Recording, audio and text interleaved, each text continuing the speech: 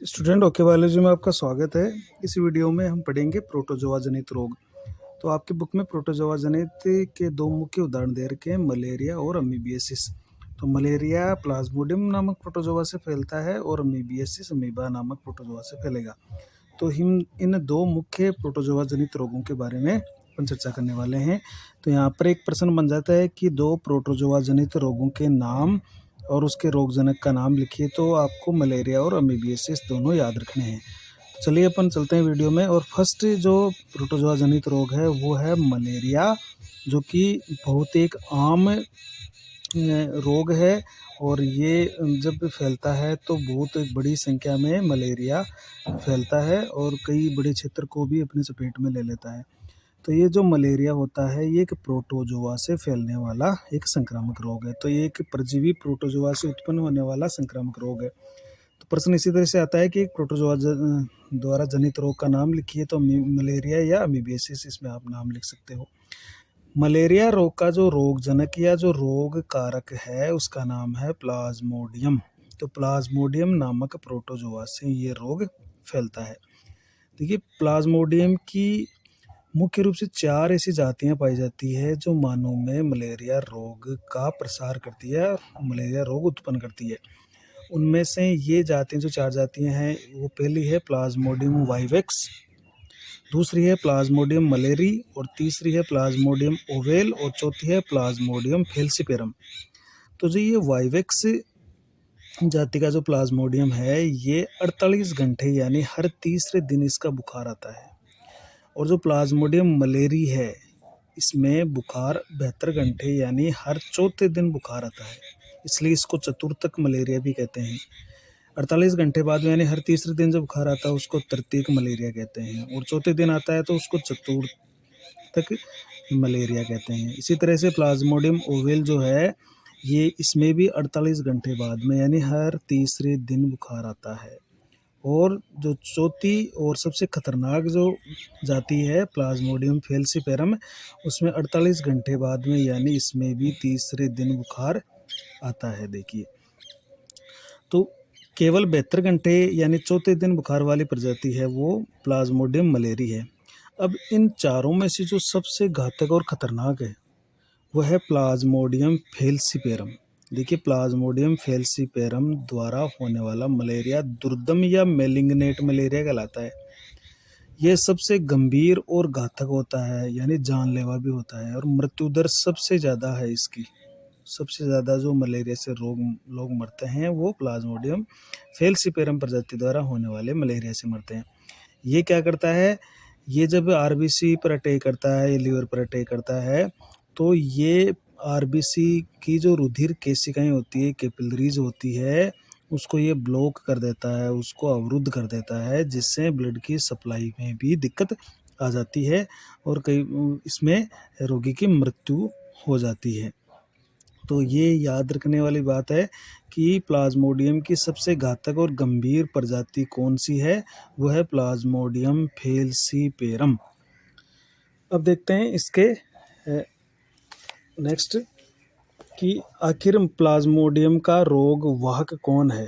तो देखिए, रोग वाहक, इसका जो रोग वाहक है वो है मादा एनोफिलीज मच्छर। ये मादा एनोफिलीज मच्छर है, ये प्लाज्मोडियम को पानी से उठा के मनुष्य के रक्त में पहुंचा देती है, यानी मनुष्य तक लाने का काम प्लाज्मोडियम को ये मादा एनोफिलीज मच्छर करती है, जिसको अपन फीमेल एनोफिलीज भी कहते हैं। अभी यहाँ पर ये प्रश्न है कि मादा एनोफिलीज क्यों करती है, नर क्यों नहीं करता है। तो नर के पास पहले तो ऐसे कोई मुखांग या जो इसमें रक्त को चूसने वाले जो इसके पास जो अंग होते हैं वो नर के पास नहीं होते हैं, और नर को रक्त चूसने की आवश्यकता नहीं होती है। मादा को रक्त चूसने की आवश्यकता इसलिए होती है क्योंकि वो अपने अंडों को विकसित करती है, उनका परिपक्वन करती है। तो अपने अंडों को परिपक्व करने के लिए, उनको विकसित करने के लिए मादा को रक्त की जरूरत पड़ती है। रक्त के अंदर बहुत सारे पोषक पदार्थ और प्रोटीन होती है, उनका उपयोग वो अपने अंडों को विकसित करने में करती है। इसलिए मादा एनोफिलीज मनुष्य को काटती है और रक्त चूसती है। तो जैसे ही मादा एनोफिलीज मच्छर मनुष्य को काटती है, ये प्लाज्मोडियम को शरीर में पहुंचा देती है। तो इसका रोग वह कौन हो गया, वेक्टर मादा एनोफिलीज। अब इसमें जब ये बॉडी के अंदर जाता है तो कौन से अंगों को प्रभावित करता है? मलेरिया में हमारे शरीर के सबसे ज़्यादा जो अंग प्रभावित होता है वो तो एक तो होता है लीवर, यकृत और दूसरा है आरबीसी। इन दोनों को सबसे ज़्यादा नुकसान होता है। मलेरिया के लक्षण क्या है? तो मलेरिया के मुख्य लक्षण लिख रखे हैं हमने कि 48 या 72 घंटे में कपकपी युक्त ठंड के साथ तेज बुखार का आना, तेज सिर दर्द होना और उल्टी होना, ये मुख्य मलेरिया के लक्षण होते हैं। एक तो कपकपी लगेगी और ठंड के साथ तेज बुखार आएगा, फिर कुछ समय बाद में वो बुखार उतर जाएगा और तेज सिर दर्द होगा, उल्टी भी होगी और ये हर तीसरे दिन या चौथे दिन ये देखने को मिल जाएगा। तो ऐसे अगर लक्षण है तो वो मलेरिया के लक्षण होते हैं। अब ये जो प्लाज्मोडियम है इसका अपने बुक में पूरा लाइफ साइकिल या इसका जीवन चक्र दे रखा है। तो ये प्लाज्मोडियम जो प्रोटोजोआ है ये किस तरह से अपने जीवन चक्र को पूरा करता है और ये मनुष्य को किस तरह से नुकसान पहुंचाता है, तो वो सारी बातें अपन इसके अंदर देखने वाले हैं। तो देखिए प्लाज्मोडियम का जीवन चक्र 2 परपोष को यानी होस्ट में पूर्ण होता है। पहला जो परपोषी होता है वो तो होता है मनुष्य और जो दूसरा यानी द्वितीय जो परपोषी होता है वो होता है मादा एनोफ्लीज मच्छर। तो ये जो प्लाज्मोडियम होता है इसका जीवन चक्र 2 परपोषी के अंदर पूरा होता है, मनुष्य और मादा एनोफ्लीज मच्छर। अगर दोनों में से कोई भी एक एब्सेंट है तो इसका जीवन चक्र पूरा नहीं होगा। जो इसमें अब जो मनुष्य होगा, देखिए प्लाज्मोडियम का जो अलैंगिक चक्र होगा ना इसके जीवन में, वो तो चलेगा मनुष्य के अंदर पूरा होगा और जो लैंगिक चक्र होगा वो मादा एनोफ्लीज में पूरा होता है। तो मादा एनोफ्लीज और मनुष्य दोनों को मिलाकर ये अपना जो लाइफ साइकिल है वो पूर्ण करता है। इसलिए ये मनुष्य में भी चला आता है और फिर मनुष्य से निकलकर वापस मादा एनोफ्लीज में भी चला जाता है और अपने जीवन चक्र को पूरा करता रहता है। तो ये ध्यान रखिएगा, पहला जो प्राथमिक प्रपोषी होता है वो मनुष्य है, द्वितीय प्रपोषी वो मादा एनोफ्लीज है और अलैंगिक चक्र वो मनुष्य में पूरा करता है और लैंगिक चक्र मादा एनोफ्लीज में पूरा करता है। देखिए जो मादा एनोफ्लीज है ये एक तो वाहक का भी काम करती है और प्रपोषी, ये दोनों का काम करती है, क्योंकि ये एक तो प्लाज्मोडियम को लेकर भी आती है और इसमें इसका जो लैंगिक चक्र है वो भी पूरा होता है, इसलिए वाहक और प्रपोषी दोनों का काम करती है मादा एनोफ्लीज। और मनुष्य केवल एक प्रपोषी की तरह काम करता है और वो भी इसके प्राथमिक प्रपोषी की तरह काम करता है। अब देखिए ये मानव में किस तरह से पहुंचता है और मानव में इसका क्या क्या होता है वो अपन देखने वाले हैं। तो देखिए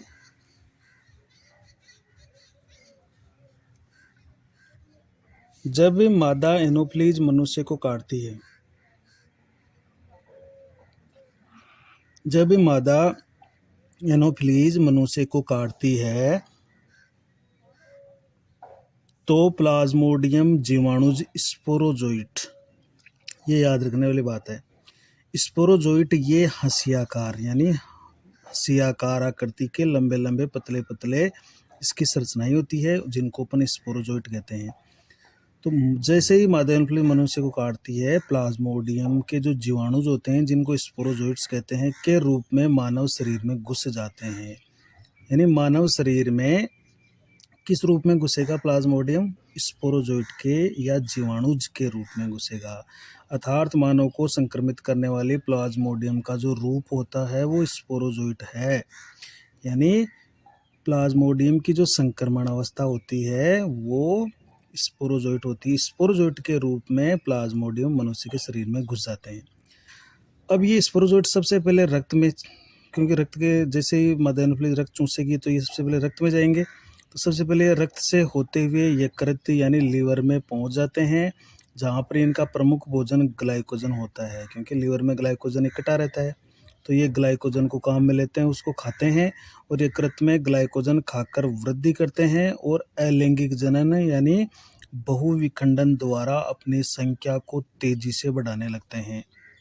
तो ये जो स्पोरोजोइट होते हैं ये रक्त में घूमते घूमते यकृत में पहुंच जाएंगे और वहाँ पर ग्लाइकोजन और बहुत सारे पोषक पदार्थ मौजूद है, तो उनको ये खा खा कर वृद्धि कर लेंगे और फिर अलैंगिक जनन करके, यानी कौन सी विधि से? बहुविखंडन के द्वारा, और अपनी संख्या को बहुत तेजी से बढ़ाते हैं। अब जब इनकी संख्या बहुत ज़्यादा बढ़ जाती है तो ये क्या करते हैं? उस यकृत कोशिका को फाड़ देते हैं। तो यकृत कोशिका के फटने से बड़ी मात्रा में ये परजीवी रक्त में प्रवेश कर जाते हैं, वापस रक्त में प्रवेश कर जाएंगे और आरबीसी पर आक्रमण करेंगे। अब रक्त में आएंगे तो इनको सामने दिखेगी आरबीसी और उस आरबीसी पर ये अटैक करेंगे। तो अपनी संख्या तो बढ़ा ली लीवर में और फिर वापस रक्त में आकर आरबीसी पर अटैक करने लग जाते हैं। अब क्या करेंगे, आरबीसी में प्रवेश करने से, आरबीसी में प्रवेश करके ये परजीवी हीमोग्लोबिन यानी एचबी को अपना भोजन बना लेते हैं। अब ये आरबीसी के अंदर घुस जाएंगे। अब ये क्या करेंगे, जैसे ही रक्त में आ जाएंगे तो रक्त में जो आरबीसी होती है वो उस आरबीसी के अंदर ही घुस जाते हैं और आरबीसी में ये जो हीमोग्लोबिन भरा होता है उस हीमोग्लोबिन को अपना भोजन बनाते हैं, जिससे जो हीमोग्लोबिन होता है एचबी वो ग्लोबिन और हीमेटिन में टूटने लगता है। यानी जो ये ग्लोबिन होता है उसको खाने लगेंगे तो वो ग्लोबिन और हीमेटिन में टूटने लगेगा और कुछ समय बाद आरबीसी में एक टॉक्सिक पदार्थ बनने लगेगा, हीमोजोइन। ये हीमोजोइन के भूरे कण दिखाई देने लग जाएंगे, भूरे भूरे से कण दिखेंगे आरबीसी के अंदर। तो कुछ समय बाद में ये हीमोग्लोबिन को तोड़कर उससे हीमोजोइन कण बनाने लग जाएंगे। अब जब ये हीमोजोइन कण खूब ज़्यादा बन जाएंगे आरबीसी में तो आरबीसी के फटने से हीमोजोइन के कण रक्त में मुक्त हो जाते हैं। देखो, रक्त में मुक्त होने के कारण कपकपी और तेज बुखार आता है। तो जैसे वो आरबीसी फटेगी, उस आरबीसी के फटने से यानी जो आरबीसी है उसके अंदर जो ये भूरे रंग के कण हीमोजोइन कण बने, जैसे ये फटेगी ये कण है वो रक्त में मुक्त हो जाएंगे और जिससे तेज कपकपी लगेगी और तेज बुखार आएगा और इसी का मतलब ये है कि हीमोजोइन कण है वो रक्त में मुक्त हो चुके हैं। अब ये आरबीसी का फटना है, फिर हीमोजोइन कणों का रक्त में मुक्त होना है तथा फिर तेज कपकपी का लगना है या बुखार आना है। ये 3 या 4 दिन से दोहराया जाता है और हर तीसरे दिन या चौथे दिन ये काम चलता रहेगा।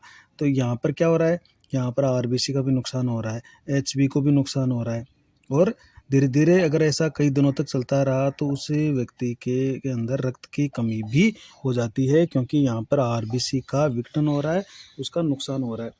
तो आरबीसी पर ये अटैक करके आरबीसी के अंदर इन्होंने हीमोजोइन कण बनाना चालू कर दिया है और फिर आरबीसी में ये इतने ज़्यादा बढ़ जाते हैं कि आरबीसी को फाड़ कर बाहर आ जाते हैं और फाड़ कर बाहर आएंगे तो जो हीमोजोइन कण बने हैं, बुरे रंग के जो कण बने हैं, वो भी रक्त में मुक्त हो जाते हैं और उनके कारण से कपकपी और तेज बुखार आता है। ये हीमोजोइन के कण क्या होते हैं, ये एक विषैले कण होते हैं, ये जो कि प्लाज्मोडियम एचबी के को तोड़कर बनाता है। तो जैसे ये विषैले कण है वो रक्त में मुक्त होंगे, कपकपी लगेगी और तेज बुखार आएगा और हर तीसरे या चौथे दिन पर ये काम होता रहेगा। अब क्या होता है, कई दिनों तक ऐसा जारी रहता है कि वो आरबीसी पर अटैक करेंगे, फिर एचबी को तोड़ेंगे, फिर हीमोजोइन कण बनाएंगे, फिर तीसरे चौथे दिन बुखार आता रहेगा। तो ऐसा लंबे समय तक चलता रहा तो व्यक्ति के अंदर आरबीसी की भी कमी हो जाएगी, हीमोग्लोबिन की भी उसमें कमी हो जाएगी और उसके शरीर में प्लाज्मोडियम अपनी संख्या को बढ़ाते जाएंगे। ऐसा कई दिनों तक जारी रहता है तो प्लाज्मोडियम परजीवी की संख्या बहुत बढ़ जाती है, जिससे रक्ताल्पता यानी एनीमिया की स्थिति आ जाती है। एनीमिया की मतलब है रक्त की कमी होने लगती है उस मरीज के अंदर, जिसके कारण पोषक की मृत्यु तक हो जाती है। इसी कारण से मलेरिया से रोगी है वो मर जाता है। भोजन की कमी हो रही है तो इसका मतलब है प्लाज्मोडियम के अस्तित्व को भी खतरा हो चुका है। तो भोजन की कमी के कारण यानी रक्ताल्पता से प्लाज्मोडियम के अस्तित्व को भी खतरा हो जाता है। ऐसी स्थिति में प्लाज्मोडियम परजीवी क्या करता है, मानव शरीर से निकलना चाहेगा, निकलकर नए पोषक यानी मादाइनोप्लीज में पहुंचना अति आवश्यक हो जाता है। तो धीरे धीरे वो मनुष्य में अपनी संख्या को इतना बढ़ा लेता है कि भोजन की भी कमी हो जाती है। तो प्लाज्मोडियम के जीवन को भी खतरा होता है। तो प्लाज्मोडियम ये चाहता है कि मैं मनुष्य के शरीर से यहाँ से बाहर निकलूँ और किसी नए प्रपोसी में चला जाऊँ। तो वो नया प्रपोसी होता है मादाइनोप्लीज। तो ये मादाइनोप्लीज के अंदर पहुँचने की कोशिश करता है और इसके लिए क्या करेगा, वो परिणाम स्वरूप प्लाज्मोडियम परजीवी लैंगिक जनन के लिए गेमेटोसाइट्स का निर्माण करने लग जाता है। अब ये जब वापस मादाइनोप्लीज में प्रवेश करना चाहेगा तो ये क्या करेगा, मनुष्य के शरीर में गेमेटोसाइट्स बना लेगा, लैंगिक जनन के लिए गेमेटोसाइट्स का निर्माण कर लेगा। ये एक गोल गोल कोशिकाएं होती है गेमेटोसाइट्स, जो कि प्लाज्मोडियम मनुष्य के रक्त में ही बना लेगा, यानी रक्त के अंदर आरबीसी के अंदर ये बना लेगा। ये गेमेटोसाइट दो तरह की होती है, एक तो होती है नर गेमेटोसाइट्स और एक होती है मादा गेमेटोसाइट्स। तो जो नर गेमेटोसाइट होती है आकार में छोटी होती है और जो मादा गेमेटोसाइट होती है आकार में थोड़ी बड़ी होती है। तो दो तरह की कोशिका बना लेगा, नर गेमेटोसाइट और मादा गेमेटोसाइट। देखिए गेमेटोसाइट का मतलब गेमेट और साइट्स का मतलब कोशिकाएं, जो गेमेट यानी युग्मकों का निर्माण करेगी। तो जब प्लाज्मोडियम को ये लगता है कि अब मेरा काम मनुष्य में पूरा हो चुका है, मुझे भी यहाँ से निकलना है, तो वो गेमेटोसाइट बनाने लगता है। और दो तरह के गेमेटोसाइट बनाने लगता है, एक तो नर और एक मादा। जो नर छोटे होते हैं, मादा गेमेटोसाइट बड़े होते हैं। ये आरबीसी के अंदर ही बनते हैं, आरबीसी के अंदर बनते हैं। अब क्या करता है, उसी टाइम अगर कोई मादा एनोफ्लीज मच्छर पुनः व्यक्ति का रक्त चूसती है, उसको काटती है, संक्रमित व्यक्ति का रस चूसती है, तो आरबीसी जो जिसके अंदर ये भरे हुए हैं नर और मादा गेमेटोसाइट, वो आरबीसी जिसमें गेमेटोसाइट्स होते हैं उसके शरीर में प्रवेश कर जाते हैं, यानी मादा एनोफ्लीज के अंदर प्रवेश कर जाते हैं। जब वो मादा एनोफ्लीज रक्त चूसती है तो ये आरबीसी के साथ ये गेमेटोसाइट्स भी मादा एनोफ्लीज के शरीर में प्रवेश कर जाते हैं। अब क्या होगा, ये नर और मादा गेमेटोसाइट्स युक्त आरबीसी मच्छर के आमाशय में पहुंच जाते हैं। आमाशय में क्या होता है, ये जो आरबीसी की जो कोशिका झिल्ली है वो फट जाती है और गेमेटोसाइट्स उसके आमाशय में मुक्त हो जाते हैं। नर गेमेटोसाइट क्या करेगा, वहाँ पर उसके आमाशय में, मादा एनोफ्लीज के आमाशय में अर्धसूत्री विभाजन द्वारा नर युग्मक बना लेता है और मादा गेमेटोसाइट होती है वो अर्धसूत्री विभाजन से मादा युग्मक बना लेती है। और फिर नर युग्मक और मादा युग्मक बन गया तो दोनों का निषेचन, यानी नर और मादा युग्मकों का निषेचन और आगे का जो युग्मनज का निर्माण है और आगे का जो परिवर्धन है वो भी आमाशय में होता है। तो आगे के परिवर्धन के लिए जितना भी उनको पोषक चाहिए वो आमाशय की भित्ति से लेते रहते हैं। तो नर और मादा युग्मकों का निषेचन और आगे का परिवर्धन भी आमाशय में होता है। और फिर आगे क्या होगा कि मादा एनोफ्लीज लगातार इसकी संख्या बढ़ती जाती है और ये जीवाणुज में विकसित हो जाते हैं।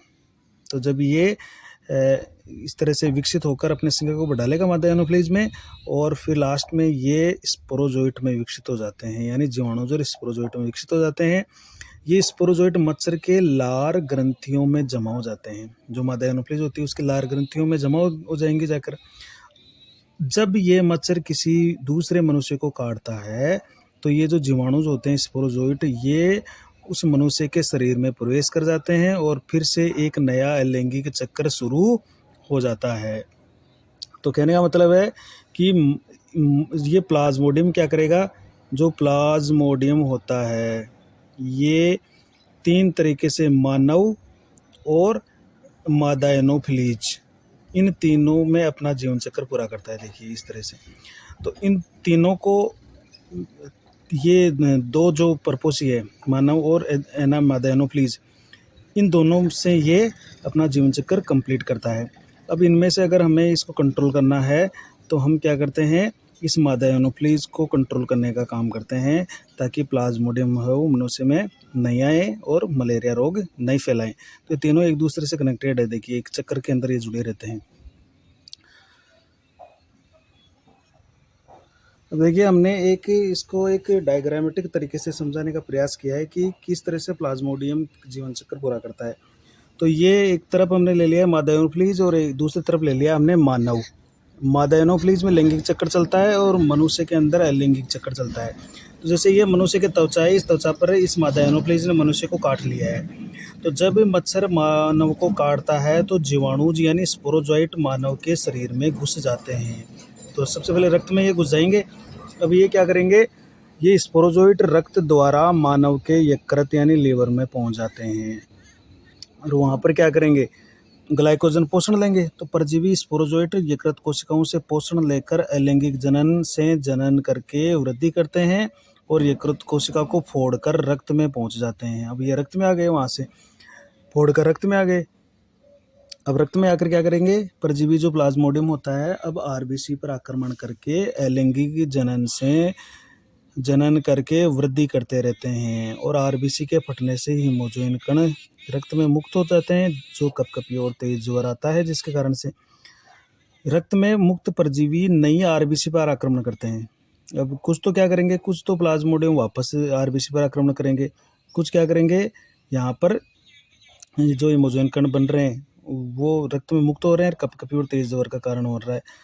तो ये कई दिनों तक ये चक्कर चलता रहे तो रक्त में मुक्त परजीवी नई आरबीसी पर आक्रमण करते हैं, ऐसा कई दिनों तक चलता रहता है।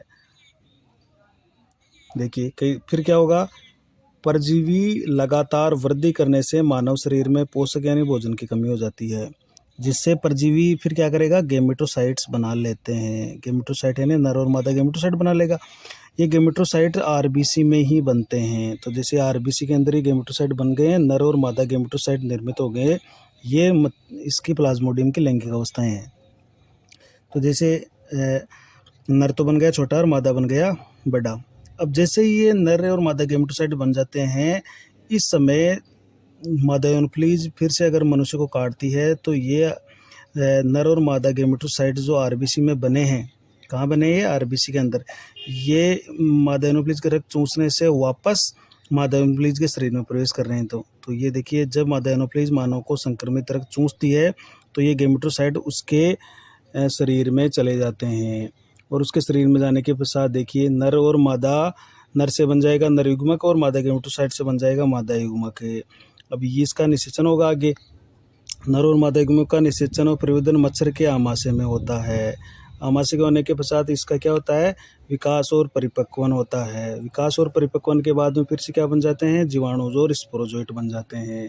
और जीवाणु और स्पोरोजोइट ये क्या हो जाते हैं, मच्छर की लार ग्रंथियों में जमा होने लगते हैं। और ऐसा मच्छर फिर से अगर मनुष्य को काटता है तो फिर से ये मलेरिया का चक्कर शुरू हो जाता है। तो मानव में तो हुआ लैंगिक चक्र, और मादा एनोफ्लीज के अंदर कंप्लीट होता है लैंगिक चक्र। तो इस तरह से ये 2 परिपोषकों में अपना जीवन चक्र यानी लाइफ साइकिल पूरा करती है। मादा एनोफ्लीज और मानव में अपना जीवन चक्र पूरा करता है प्लाज्मोडियम प्रोटोजोआ। तो इस तरह से हमने इसको लिख रखा है। देखिए आप इसको फिर से आप देख सकते हो, ये हमने अवस्थाएं लिख रखी है।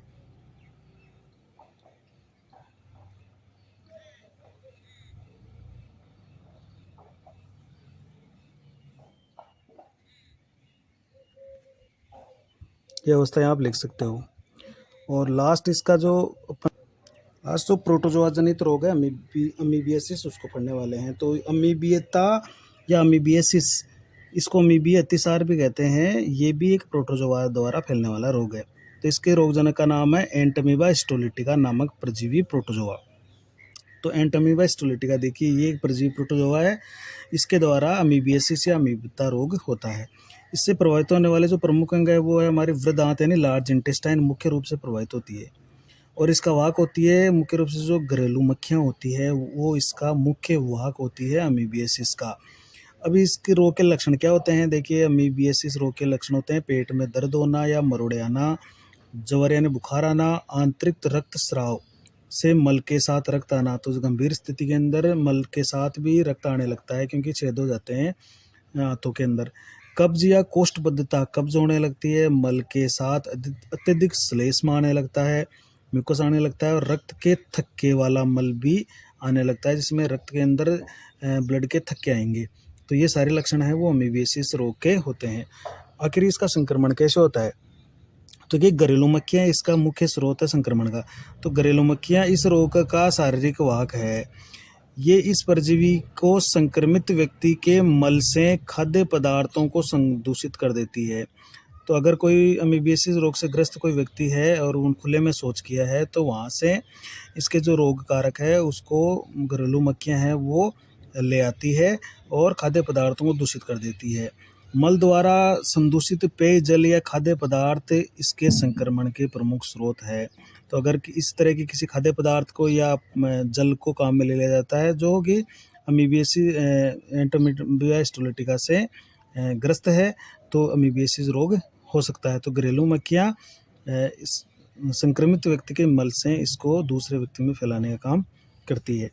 तो ये थे प्रोटोजोआ जनित रोग, और नेक्स्ट वीडियो में हम जो कृमि जनित और जो के कवक जनित रोग है वो पढ़ने वाले हैं। Thank you.